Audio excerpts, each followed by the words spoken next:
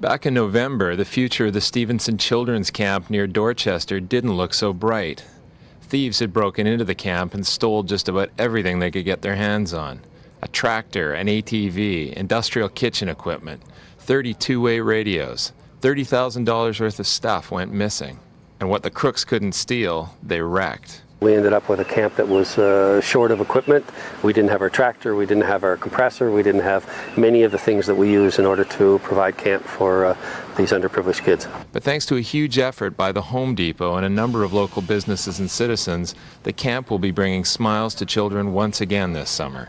They're replacing the doors, they're replacing the windows, they're adding a number of other items to the camp. They've brought out some picnic tables and so on.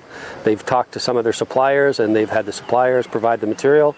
They're providing the labor and the workforce in order to be able to do that. Nearly 800 underprivileged children from London and Middlesex County attend the camp each summer for 1 week at a cost of $15 a week.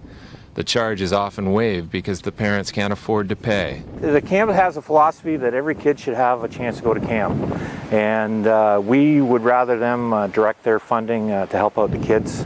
And we'll help out with labor and funding to do the necessary repairs to the camp so it makes the camping experience for the kids enjoyable.